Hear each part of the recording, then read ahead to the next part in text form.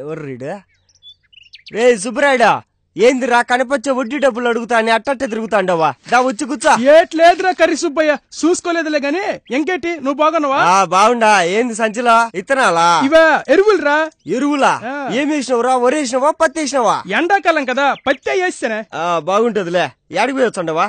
నా కొడుకు హైదరాబాద్ లో ఉంటాడు కదా, అవేవో బుక్కులు కొనాలన్నాడు రా. దానికేట్రా బాబు అంత డబ్బులు? 20,000 అట. అది ఇప్పుడు బ్యాంక్ లో వేసి తిరిగి వస్తాను. 20,000?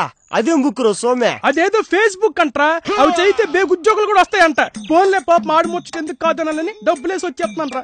ఓరా, నీకు తలకాయ పెరిగింది గాని తెలివి పెరిగినట్లేదా? ఈ కాలంలో కూడా లోకం తెలియనట్టుంది నీకా? ఏట్రా ఏటైంది?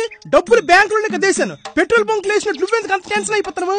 వారి నీ బంక్ లో నా బీడీ కట్ట నీ కొడుకు నిన్ను మోసం చేసిండర్రా. ఒకసారి అదేదో వాడిని గిట్టి కడుగో. ఒరే, ఆడికి మాంసం తింటమే రాదు, ఇంక మోసం ఎలా చేస్తాడా? ఓరే కలమాసినోడా, ఆ ఫేస్బుక్ 15,000 మొన్నే మా కొడుకుంటా అంటే బ్యాంక్ లో డబ్బులు కూడా వేసిండా. ఏదైనా పని చేసే ముందు నాటాడు తెలివే నువ్వు అడగాలని తెలుదు నీక? సర్లే అయిపోయింది, ఏదో అయిపోయిందిలే గానీ మా ఊడు అదేదో వాట్సాప్ కొనాలా 20,000 పంపిమన్నారా.